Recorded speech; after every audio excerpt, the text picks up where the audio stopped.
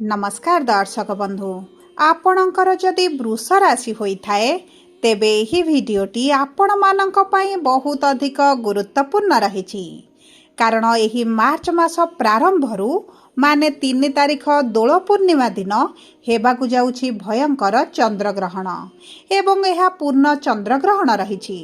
जहा आपणक पई बहुत अधिक प्रभावशाली रहिबा पई जाउछि। देखंतु दीर्घ 139 वर्ष परे हेबाकु जाउछि ग्रस्तोदय चंद्रग्रहण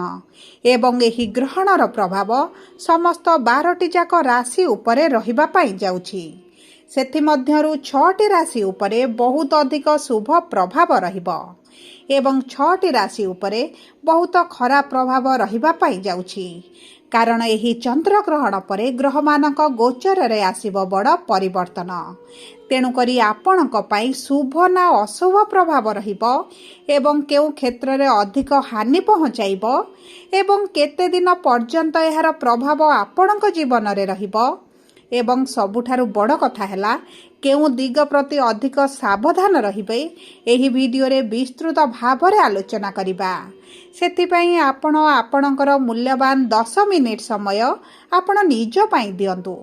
एवं जानंतु ग्रहणर प्रभाव विषय रे विशेष भाव रे केउ क्षेत्र गुड़िकर सतर्क रहिबार रहिछि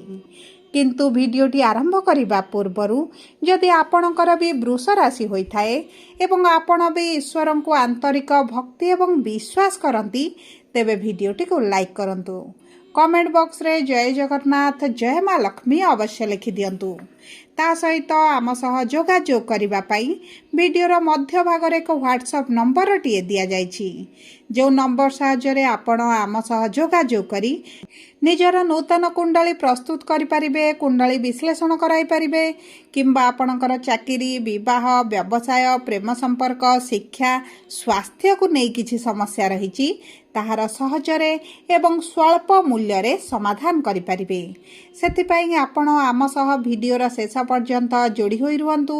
एवं व्हाट्सएप नंबर माध्यम रे आम सह जोगाजोग करी खूब कम मूल्य रे आपणक समस्यार समाधान करंतु। एबे आसंतु कार्यक्रमटी को आग को बढ़ाइबा एवं जानिबा एही चंद्रग्रहणर प्रभाव आपणक राशि उपरे केमिति रहिबो। देखंतु आपणक राशिर 3टी नक्षत्र रहिछि एवं नक्षत्र अनुसार आपणक जीवन रे भिन्न भिन्न क्षेत्र रे प्रभाव पड़िबा पई जाउछि। तेबे सर्वप्रथम हेउछि कृत्तिका वृष राशि बा 3/2 वृष राशिर व्यक्ति विशेषकर एही ग्रहण परठारु आगामी 2 मास पर्यंत आपणकर केमिति रहिबो। देखंतु नक्षत्राधिपति हेउछन्ते सूर्य एवं सूर्य विराजमान करिसन्ते आपणकर कर्मर भाव रे एवं एही ग्रहण लागिबा पई जाउछि आपणकर 10म भाव रे तेणु करी आपणक कर्म क्षेत्र रे प्रभाव पड़िबा पई जाउछि। आपणकर जदि कर्म क्षेत्र रे किछिटा समस्या पूर्वरु चलिथिला शत्रु वृद्धि होइथिले शत्रु माने आपणक ठारु दूरता बनाइबे एवं ता सहित देखंतु जदि आपण सरकारी चाकरी पई चेष्टा करूछंती किंबा परीक्षा देउछंती इंटरव्यू देउछंती एंट्रांस देउछंती तेबे आपणकर 11 मार्च पर्यंत भल रहिबो ता पर ठारु सरकारी चाकरी पई आपणकर एतेडा भल जोग बनु नाही एवं जदि आमे देखिबा आपणकर नूतन चाकरीर संधान रे नूतन व्यवसाय आरंभ करिबा पई तेबे मध्ये आपणक पई अति उत्तम समय रहिबो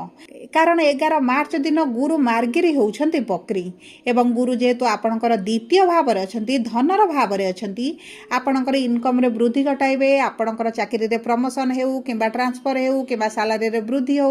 एही सब क्षेत्र रे आपणको शुभ फल प्रदान करिवे एवं देखंतु आपण जे ऋण करज धार रे रहिचंती सेथुर आपण बाहर को आसीबा पाई जाउछंती आपणकर जदि पूर्वर किछि करज बढ़ी जाइछि एवं अर्थर अभाव पई आपणकर किछिटा कार्य अटकी रहिछि तेबे मध्य सेही कार्य गुड़िक संपन्न होई जिवो कोनोसी ना कोनोसी माध्यम रो आपणकर अर्थ जोगाड़ होई पारे किंतु आपणकर गळा तंटी पाटी छातीर जत्न नियंतु सेही सब अंग गुड़िकरे किछि ना किछि तो समस्या आपण अनुभव करि पारंती सेति प्रति आपणको दृष्टि देबा को पड़िबो। एबे आसंतु जानिबा रोहिणी वृष राशि बा 4/2 वृष राशि व्यक्ति विशेषकर एही आगामी 2 मास किभଳି रहिबा पाई जाउछि।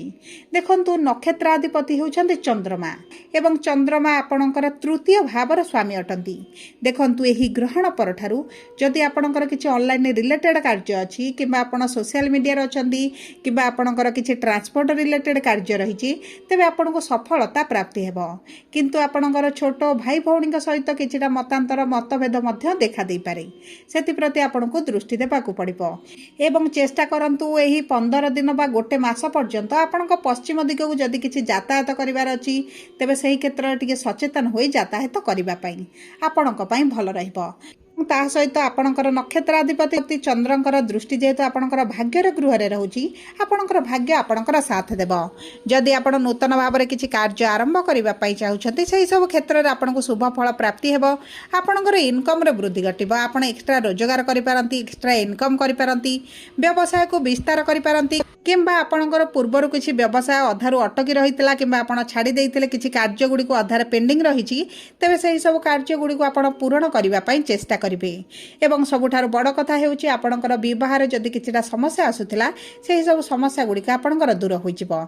संतान प्राप्ति जदि आप वंचित रही तेबे मध्य आपको आगामी 2-3 मास मध्य संतान प्राप्तिर बहुत भल जोग बनुछि। एवं जदि आपणकर संतानकर क्यारियर स्वास्थ्य किंबा तांकर शिक्षा को नहीं आपण चिंतित रही तेबे चिंतार कौनसी आवश्यकता नहीं आपणक संतानकर भाग्य तांकर साथ देव एवं तांकर शिक्षा क्षेत्र में उन्नति आसीबो स्वास्थ्य मध्य उन्नति देखिबे आपणक सहित संपर्क मधुर रहिबो एवं सबुठार बड़ कथा हेउछि संतानक माध्यम रे मध्य किछिटा अर्थ आपणको प्राप्त होई पारे। एबे आसंतु जानिबा मृगशिरा वृष राशिर व्यक्ति विशेषकर एही चंद्र ग्रहण ठारू आगामी 2-3 मास किभଳି रहिबा पाई जाउछि। देखंतु आपणकर नक्षत्र अधिपति हेउछन्ति मंगल एवं मंगल आपणकर 10म गृह रे विराजमान करिसंति। एही ग्रहण पर जदि आपण आपणक बाणी रे नियंत्रण रखंती बाणी रे मधुरता आणंती तेबे आपणकर बहुत गुड़िए कार्य सहजरे समाप्त हो आपणकर मान सम्मान वृद्धि हेबो आपणकर कर्म क्षेत्र में शत्रु माने दूरता बनाइबे एवं एही समय मध्य आपणकर जदि किछि कर्म क्षेत्र में किछिटा बकेया कार्य रही जाइथिला आपणकर टार्गेट दिया जाइथिला पूर्ण करि पारु नथिले सेही सब क्षेत्र में आपण निश्चित भाव में शुभ फल प्राप्ति करिवे। ता सहित देखंतु आपणक द्वादश भावर स्वामी मंगल होइथिबारु मेडिकल रे आपणकर किछिटा अर्थ खर्च होई पारे सेति प्रति आपणको दृष्टि देबाक पड़िबो आपणक निज पई हेउ किबा आपणक प्रिय परिजनक पई हेउ आपणकर खर्च रे वृद्धि घटिबो। जदि किछि तीर्थ यात्रा दूर यात्रा करिबा पई चाहुथिले तेबे आपणक पई बहुत अधिक शुभदायक रहिबो। एवं जदि आपणकर मेडिकल फील्ड रे आपण चाकरी करिसंती स्वास्थ्य सेवा जनित आपणकर किछि कारोबार रहिछि व्यवसाय रहिछि तेबे आपणको निश्चित भाव में आकाश छुआ सफलता प्राप्ति हेबो। देखंतु आपणकर वैवाहिक संपर्कर स्वामी हेउछन्ति मंगल